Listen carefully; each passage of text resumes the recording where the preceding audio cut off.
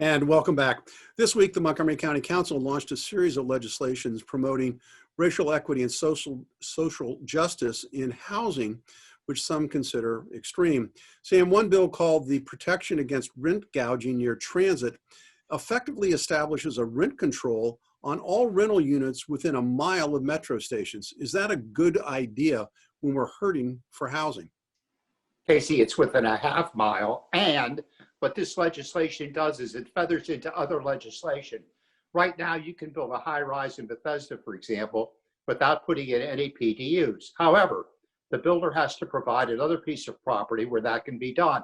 And there are small pieces of property in the Twin Brook area and, more importantly, the White Flint area. For example, in White Flint, the executive just signed a letter of understanding with Vamada to redevelop White Flint into a biotech, IT, and educational campus. And around that area are small pieces of land where these units can be built that were swapped from others. So what this does is, A, it gives the builder, before a building, he knows how much he can collect in rents. He knows how much his costs are going to be. They know how much the tenants can be charged, and you can provide these units. So all of this fits together, and I think it's a great idea. You know, I think it's wonderful that the county council has such a wonderful crystal ball that they can predict the economy for the next 100 years. I mean, this you know, the idea that landlords aren't able to raise their own rents based on market conditions is extreme, Sam. But we do have the policy in the county of Susan, excuse me.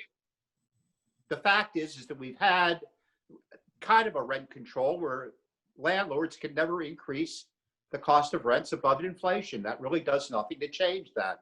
That's been here. We've had it for years. This is not going to hurt that.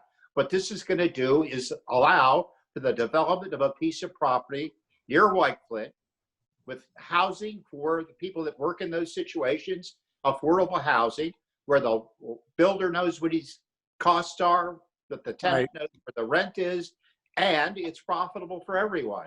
And it reduces, so you say. So I got to go to Susan on. I want to follow. We have only a minute and a half left. Susan, the council's also introduced the Housing Justice Act, which is going to prevent landlords from screening and potential tenants about some of their criminal record.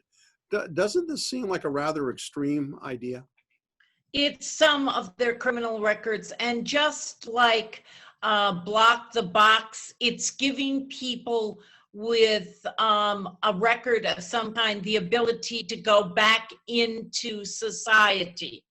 And when you look at the opportunities, if you can't get housing, you're not going to get anywhere. So it is a first step.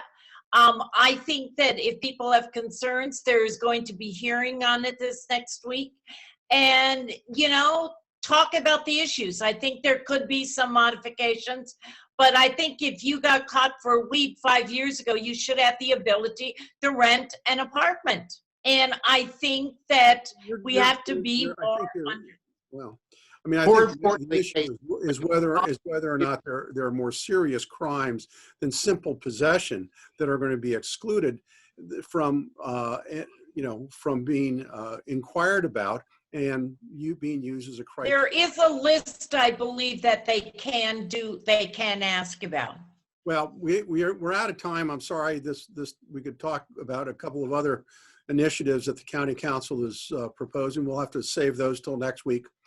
And when we come back, we're going to have parting shots. Stay tuned.